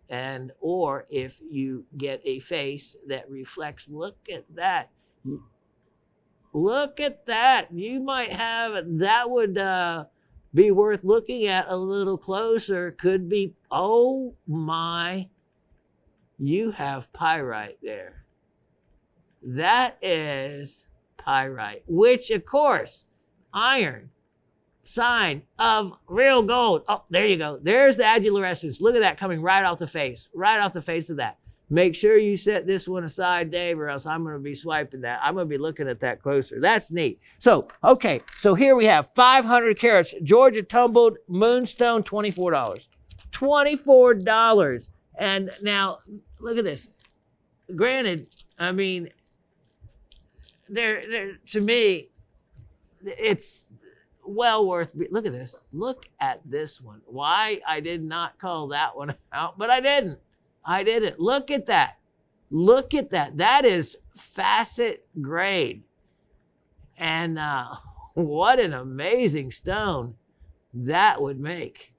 To have something that you actually found. That's what I think is so neat. To find it, be able to, whether you tumble it or cut it, that is cool. That is really cool. Let me show you item number 1061422. 1061422. And what we have here is Georgia moonstone. It's just a little bit smaller of a parcel. Let me take these away real quick so we don't get them mixed up, which we wouldn't want to do that, because I try to even things out and make everybody get something of each if I can, like make sure there's a peach moonstone in there, huh? Let me see if this is one of them. No. I was going to show you one of the other ways you can tell moonstone is on the face of the cleavage plane face. You can see a bright reflective surface. All right, 375 carats of moonstone here. Again, wow. This actually is a little bit maybe higher polished in some of this material, and maybe not quite as big as stones, but there's some really nice quality stones. As we come in a little closer on these, you can see just, look at that. Look at that. Wow. I mean, to find something, look at that. And that's why, I mean, I had Yeah, a dock on the lake at the time. And with the lake being down that far, it did me no good to have a dock because, of course, you couldn't park any kind of a boat there. But having the lake that low offered me other very cool opportunities, including being able to lay out in the middle of the lake during a amazing it was the meteor showers, I think, and they were stunning to be able to see from the lake. And I laid out in the middle of the lake in 3 a.m. and just looked up at the bright sky. It was cold as could be, but one of the best astronomical events I've ever seen. Look at that. So you see how it runs only lamellarly. In other words, you're not going to get the reflection on every angle. You're only going to get the reflection on particular angles, just like labradorite, which of course is a feldspar. Okay, 375 carats there. Your opportunity. How about this? $18. Only $18. So, to get Georgia moonstone mined and tumbled by me, that's got to be worth something, huh? And but either way, by way of the actual value of the moonstone, it's certainly there. It's certainly there. Okay, now I have this next item. Oh boy, 1061522. 1061522. And this is a one that is a estate piece. So in other words, it comes in this little perky box, and you can see just by the color of the perky box that it has been around, and I have had it. Someone else had it before me. Let me just get these moonstones out of the way before I open up this guy. And that it has been around. It has been enjoyed. So let's see who next it is going to, home it is going to go to. Now, what we have, okay, a lot of people don't realize that the bones in our body are actually called hydroxyapatite. It's just apatite with an OH molecule. So our bones in our body are made up of apatite. A lot of people don't realize that. Now, apatite, it is like tourmaline, it's piezoelectric. So you press on bones, it generates electricity. And that is something being studied as far as for healing and whatnot. So there's a lot going on in the human body that has to do with minerals, gems, geology. Look at this. Look at this guy. Okay, now this is from one of the most famous apatite deposits in the world, the Cerro de Mercado mine in Mexico and Durango, Mexico. And it means Market Hill. And these are just literally dug out of the hillside. And look at this apatite crystal. Now, as we come in close on this, you're going to be able to see that geologically, something happened to this crystal's growth along the way and created a little fissure in it. And then oftentimes you get a healed fracture. This one didn't totally split, but didn't totally fill back in or heal itself, but you get a real good view of it there. Now, this upper portion, you can see it's kind of a facet grade. You get some beautiful iris out of it, but it's nice clarity to it. And then you have crystals. You have, look at this, you have botryoidal formations back here. Now, when you see botryoidal formations, and there they are, and they're not calcite, look at those. Well, this time I did. I put it because of apatite. I went to the closet. Yes, I did. Went to the closet, put it underneath shortwave ultraviolet light, and this thing lit up like a fireworks display. This apatite crystal was glowing an orangish red, and the rest of this, because of the chalcedony, it was a chartreuse color. Chartreuse all over it. And you can see you have, chalcedony formations, the botryoidal formations. Kind of a giveaway there, again, if it's not something else like calcite. But then, like, you have a little quartz crystal. This is a great mix, and it's an old specimen. Just an old specimen, $24. Only $24 on that. And to get something that's that cool for only that much is really neat. Thumbnail. But here's the thing. If you're a fluorescent mineral collector, that's the one for you.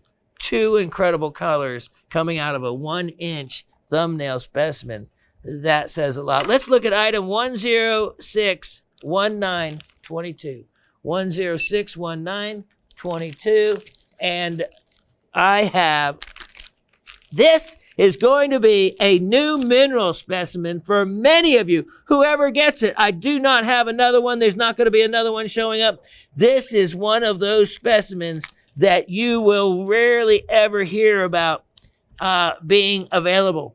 And guess what? It's an estate piece, and it comes from, again, a country that you normally don't hear not much about. Now, you know we have have had beautiful Greek specimen that Miss Penny has collected the Greek specimens, that being her home country. Well, I had started showing some epidotes from Italy. Well, it made me realize that I had enough specimens that if you wanted to start an Italian collection, you could do that as well. So check this out. We'll take this away. Apatite specimen from Mexico. All right, now, what I'm getting ready to show you is a rock. Looks like a rock, doesn't it? Well, let's go a little closer before I do the big reveal, because this is something you don't have. I can already tell you that. As we turn it around, you get a little glimpse of it. Boom! Look at that. Molybdenite. Sardinian molybdenite. We just talked about Sardinia, didn't we? Yes, we did. Here is another Sardinian specimen, which is an island off the west coast of Italy. Autonomous island, but still associates and belongs to Italy. Look at that. Molybdenite is the ore for molybdenum. Now, if you've never heard of molybdenum, well, on the periodic table of elements, it's kind of associated with the elements like chrome. It is added to steel to really harden steel. So you have, it's used to enhance other metallic alloys, and is a fantastic ore to have if it's in your country, because it's a desired ore that is not found just in too many places in any kind of concentrations. It is just a simple MOS2, so molybdenum sulfate, and it has a hardness of 1 to 1.5. Now, the things it gets confused for would be graphite. You can see why, due to the color of it. And but a crystal structure, hexagonal crystal structure, often in layers, as you're seeing there, it does exhibit that. Look at how shiny that is. Much shinier, though, than graphite is one of the ways to be able to tell.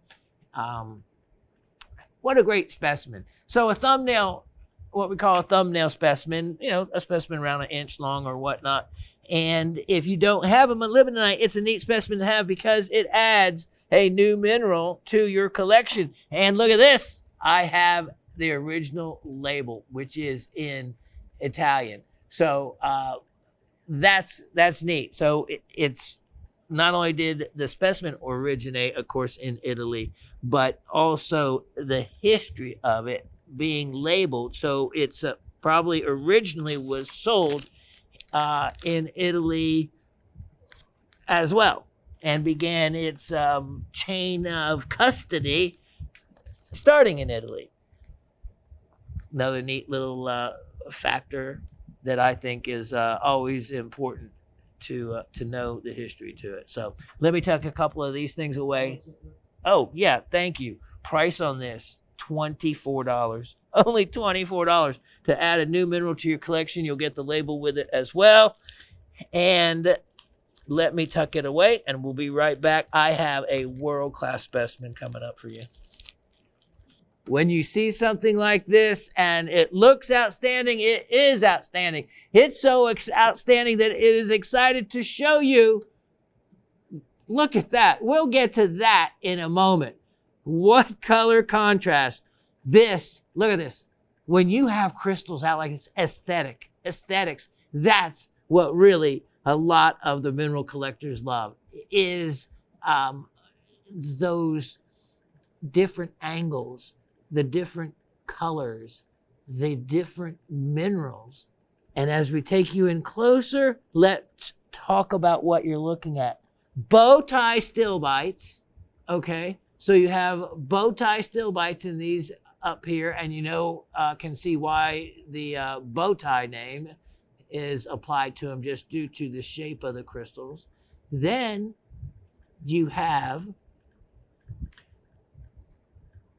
what you're used to seeing for a stilbite, stilbites like this. And as you look down deep inside and in between, you're going to find phlogopite mica, which isn't, I didn't have room to put all that, but in these little inclusions, these little minerals, phlogopite mica is one of them.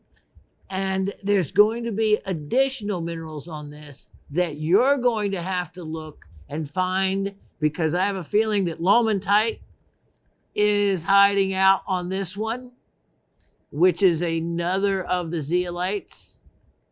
And then there's another one. You see, let me show you. Look at this. So you have celadonite, but you have minerals growing over the top of it that you can see here. Yeah, you can see it looking at the bottom. At first, I knew it wasn't going to be a copper mineral association, but I saw the green and it certainly looked at it. Now, as we come up here, let me show you, as we come out away from the specimen a little bit, here is something that you see, this formation right here. It would be easy to just brush it off and say, oh, that's a stilbite. But under looking at the morphology of it, in other words, the crystal shape of it, this would be one, I haven't completely determined it yet, but I want you to do the homework, called Stellarite. S-T, like star, stellar, S-T-E-L-L-A-R-I-T-E. And it will have oftentimes this type of morphology to the crystal. And it could be stellarite. If not, it's a stilbite nonetheless. Stellarite is a type of stilbite, and it's just a different morphology or shape of one, just like other polymorphs that we know of. Now, as we turn this around, look at how beautiful this side is. Look at those colors. Look at those raining. It almost looks like a crown up there. Then, look at this. What we have here is Hulandite. Of course, you have these wonderful, wonderful pink Hulandites that you have been used to seeing. And let's go to the top of these Hulandites and look at these. As we come in, you can see this very cool array of what looks like potentially more phlogopite crystals. Look at that. Look at all the layers of crystallization. And when you look at this with magnification, you get to see all those crystals coming out at all kinds of different angles. But I was aghast when I saw this. This is one of the most beautiful formations, really, I guess, in a way, of celadonite. And from this particular location, it can occur like this. And sometimes the celadonite, the colors from it, which remember, celadonite is a type of mica of all things. But sometimes the colors will bleed into other crystals and create green stilbites or green apopholites and whatnot. It's quite an influence in a lot of these zeolite specimens. Look at all the different angles and look at how attractive this is and how large. So this is considered a cabinet size specimen and a cabinet size quality, and has a lot to offer in so many different layers of minerals and colors. Look at that. Look at that. And here's the thing. This is part of that original purchase I had done years ago, saving on, and I just kept it in our personal collection for a long time. And we had to decide whether we wanted to give it up or not. And we decided that we would. And especially at a value that we're willing to part with for well, that's what it is. It is an amazing value for somebody out there. $228. Only $228. Easily a specimen worth hundreds more. Just a real eye catcher. All right, clock running out on me as it always does. Item 12321. 12321. Let's see. Let me get this open real quick, and since let me show you what we have. Again, color.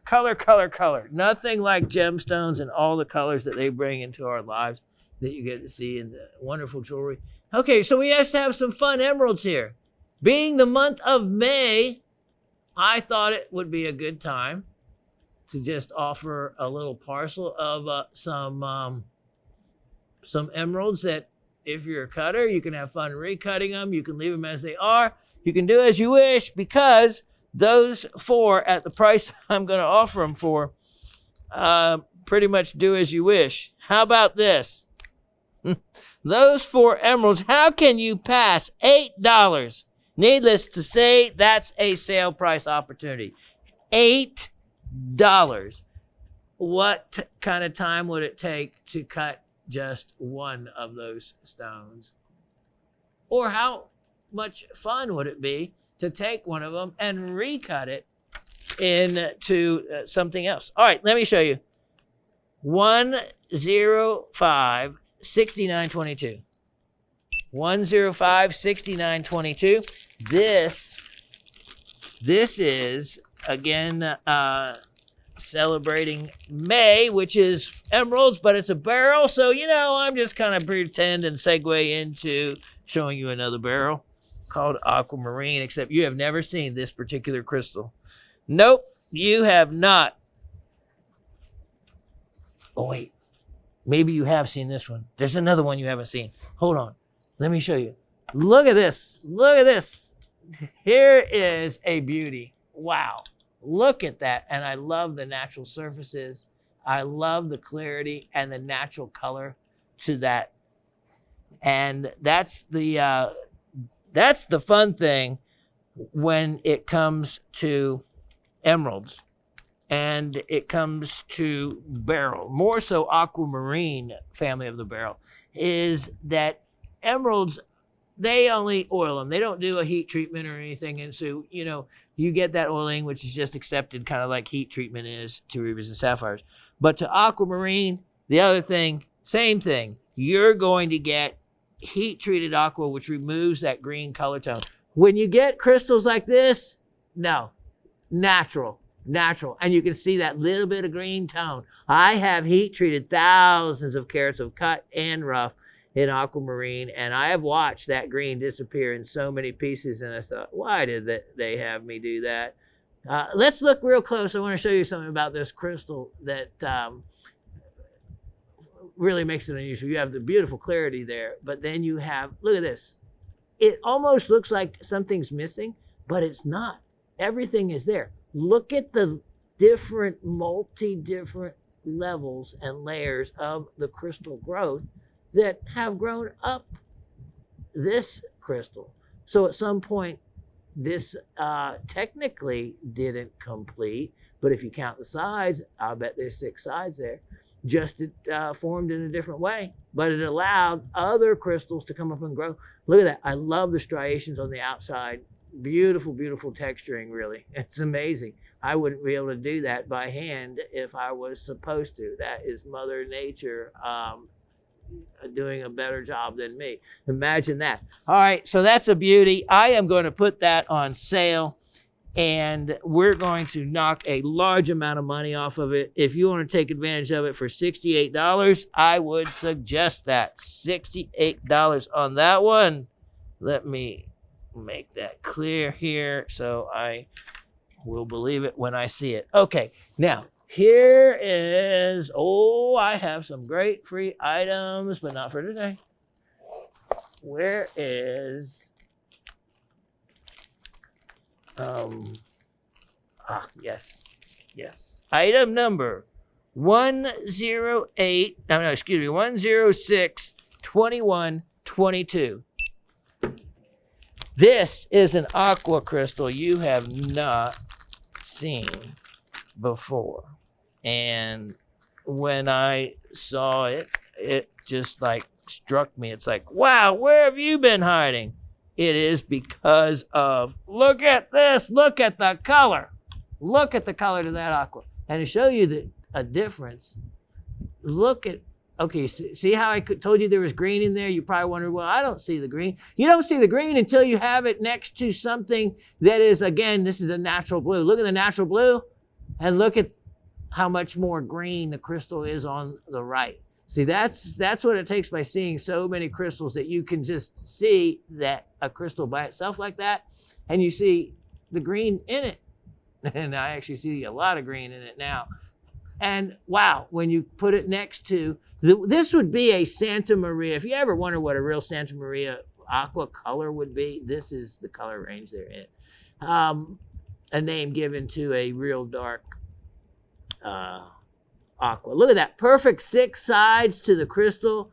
And this would be one, if you wanted to have a lot of fun, look at it with magnification, tilt it back and forth, and hope that you find an anhydro in it. And as we go in closer on this, I'm going to show you a very fun crystal, additional crystal right here. You have Shorel Tourmaline, a wonderful, wonderful crystal of black Shorel. Now, let me do one more thing, and that's mostly for my fun, because once it's gone, it's gone. Let me look at this. Let me look at this. Oh, look at that. Wow.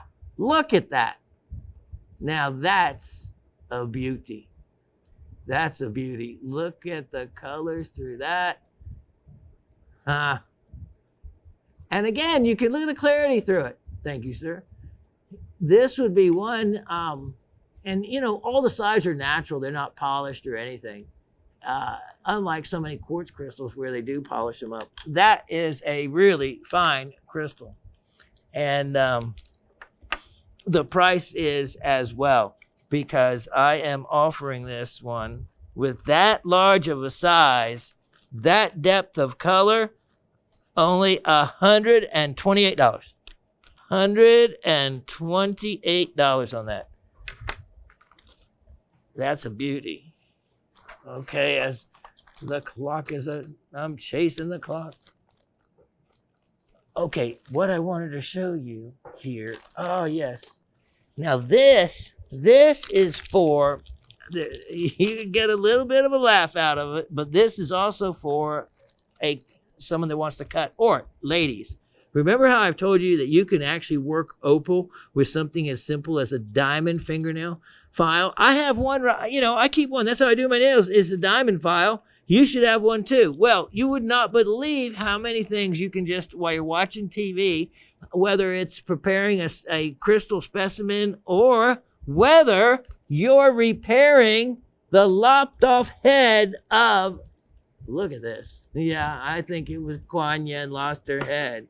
I don't want to say anything bad about Kuan Yin. She's one of my revered Chinese goddesses that is a good one. Look at this. This is Lightning Ridge Crystal Opal. And this is a piece that I had.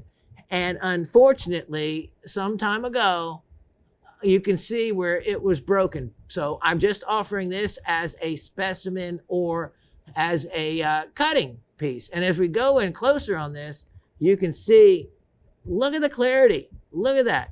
I mean, that is full of fire and color. Wow.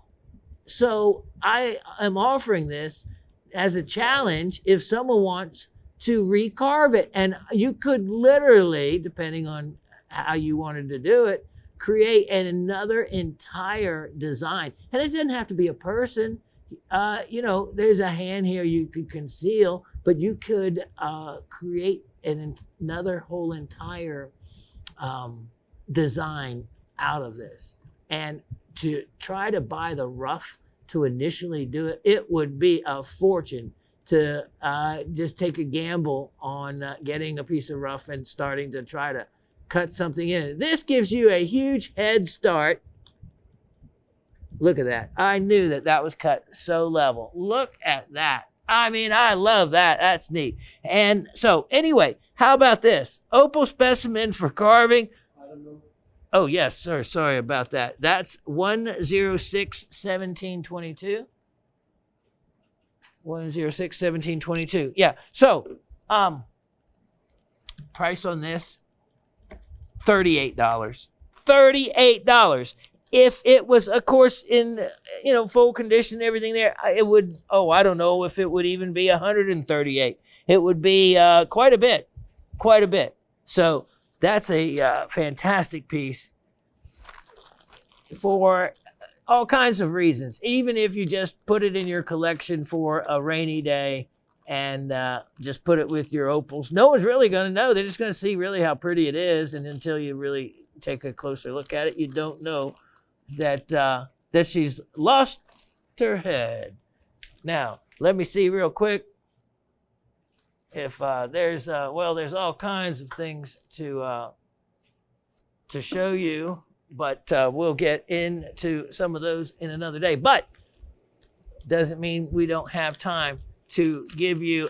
Here we go. Here's one of Shawn's last minute crazy offers. Oh boy, is this a crazy offer too. Item number 1013921.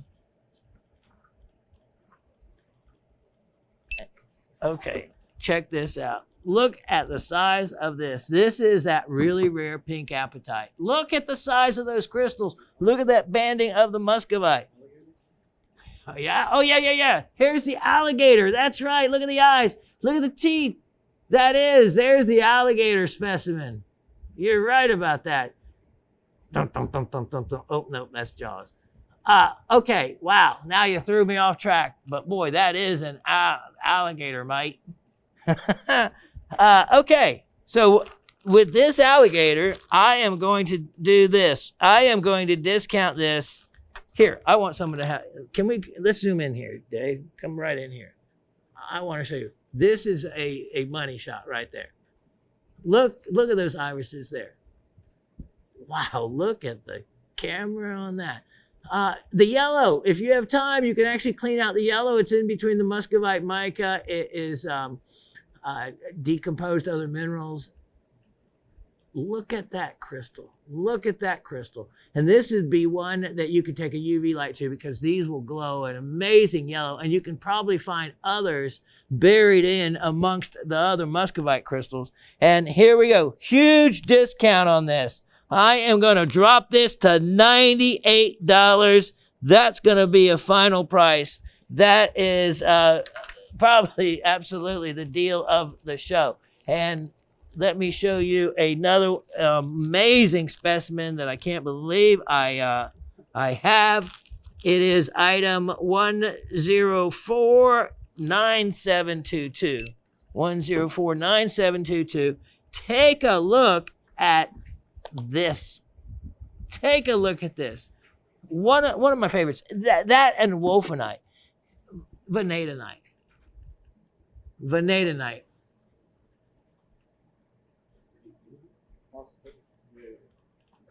Vanadinite is, this one's from my own collection. Look at how thick and large these crystals are compared to my hand. This is, that's what you really look for. And wow, a whopper. And many times, look at this, you get this kind of like film on one side. It's, I don't know if it's not even really removable. It's just part of the creation, the particular oxidation of the mineral itself. This side, spectacular. Either way, for that to have a display side, what we call a display side, all right? And most minerals have it. It's their preferred display side. Just like a model or humans, right? We all have our better face. Here we go. I am going to the display side of that and the value of that. Look, here is your chance to get in on a valuable specimen for only sale price $48. $48. Final opportunity there. And let's see, you know, probably one of my favorite specimens that I should offer if you're interested, because you know what? There's so little of this material available. If you didn't mine it, you're not going to get it. How about item number, let's look at this, 974620 maybe? That looks correct. Look at this. Chunky Gal, North Carolina, ruby and smaragdite, mined by me. And look at this. As we come out, it's a fish. See? It's a fish. So we have an alligator and a fish. That's what we do around here. It's a seafood market. Well, alligator kind of in between. Reptile market. All right. Now, this, there is so much work that goes into mining Chunky Gal. It was on my third trip before I even found anything. And it is just cracking rock, cracking rock. And then, of course, I told you about the time that they cut a fire break through there, which opened up my world tremendously to being able to finally find some rubies. Look at this. This side, do you see much? Well, let's go in a little closer, because all of a sudden, I see a big spot of red right there. Look at that. Look at that. Now, in the world of Chunky Gal and rubies, that's a big ruby. Look at this as we start now that we know what we're looking at, and we start looking at the rubies. Oh, there we go. We can follow a track of them. Let's see just how many. As we wrap around, there's a ruby there. This specimen, let's go in. There is more there. And then right here we go, right along here. As we come in close on this, you're going to be able to see, you see that little green line? Well, sometimes that doesn't mean anything. Other times it can mean a lot. And you can see that the rubies are tracking right along that vein right there. Look at this. Look at them all.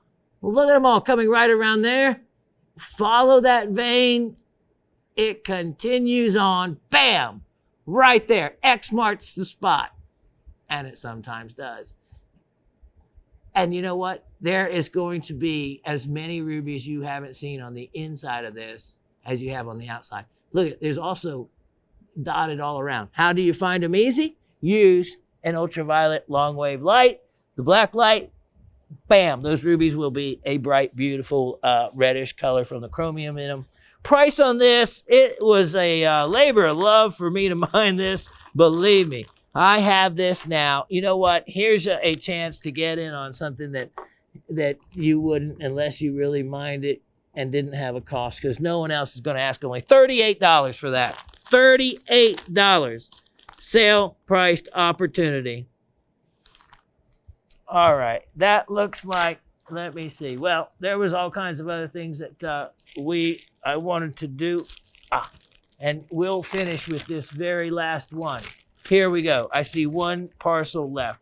Let's clearance this out before I decide to just keep it. It is item 738417. So this goes back a while. This is an oldie but goodie. And I tell you what, for the price I'm offering it, it better sell this time around. Look at this. Here it is. Look at this parcel of crystals. Look at that. Look at the depth of color. You know what it is? It is natural color kunzite or spodumene. And as we go even closer, you have the yellowish colors, which are the triphane.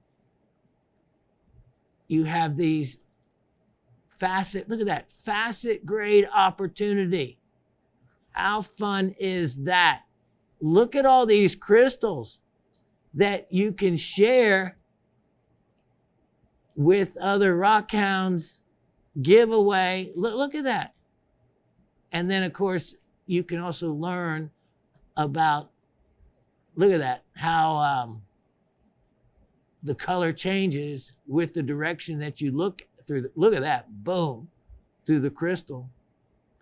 And kunzite is an excellent example to have for look at it like iolite. You have dichroism. Okay, so this parcel, here we go. Okay, you see everything we have here? That's a lot. And as an end of the show, closer special, $18. $18. All right, we'll be back with the trivia, so I hope you've been paying attention. Have you paid attention? Have you taken your notes? I have my mess in front of me that says that I delivered some information and some items to you, so hopefully you'll buy everything there, and with the information that came with it, you will be a mini-me. How's that? So I always enjoy it. I never have enough time. I certainly didn't get to as many different pieces, but we had some great comments that we had to cover, and then some larger pieces that always take a little bit of time as I get overly excited about them. Okay, so 2 trivia questions. Here we go.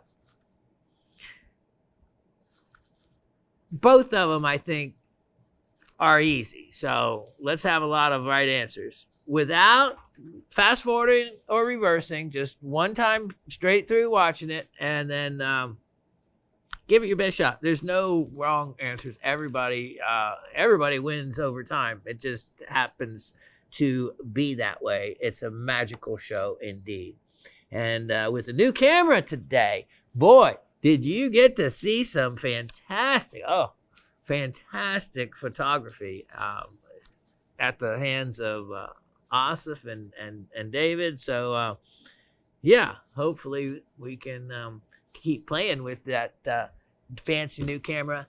That and hydro work was, not only did we have fun behind the scenes, but we had fun actually shooting it as well. And amazing photography. And you do not get that kind of information through photography in any other network of any kind of detail, in any resolution. Doesn't come close to what they're the magicians. The magicians worked for you today. I thoroughly enjoyed the difference that, I guess the difference that money can buy in equipment. And when it comes to a camera, wow, we can bring you views just like when they put up the Hubble telescope. That compared to land-based telescope, and now we have, what is the Webb telescope, another new one even upon that one. And, one's like, oh, that was so great. But then when they improve upon it, it's like, oh, the other one looks, what a difference it makes. And so anyway, I hope you got to enjoy that as much as we did, because that and hydro in that rare ametrine sphere was something that would have been missed in any other photographic moment. And I was lucky to be able to see it when I caught it the first time around under, I guess I was using under 30 power. And so to be able to show it to you in that kind of pixelation, or whatever they call it, wow, let's just use the word detail, was something that I hadn't seen before. That was new. So what a pleasure all the way around. Okay, question number 1. In a mineral specimen, what is a water bubble inclusion called? That was question number 1. I'm not even going to repeat it. Question number 2. A twinned crystal of stilbite is often referred to as a blank formation. And that means you fill in the blank part. I'll say that one again. A twinned crystal of stilbite is often referred to as a blank formation. All right. Good luck to all of you. And I guess for those of you up north, already down here in the south, it feels like summertime. So there goes a lot of me being outside. So I just need to try to keep mending a step at a time. So all of you out there, make sure that you get outside, you enjoy the heat, you go do some mining, and I want to hear back on a mining story. Tell me something you did, even if you went down into the backyard and, dug a hole for a potted plant and you found a piece of quartz.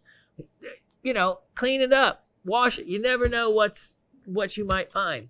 So if you've got a mining story, let me know about it. You've heard enough about mine. Only a fraction of them, though. Oh, man, if I could just talk and tell you some of the stories. All true, real life. I think you'd enjoy it. So, okay.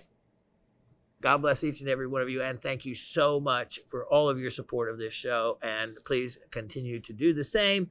It's what has kept me here and the team going for, in this particular 5 years doing the podcast, 9 years before that, and hopefully many, many more ahead. So I will look forward to seeing all of you Monday. I know I threw you off Tuesday, but we always shoot for Monday. Cheers, and see you then.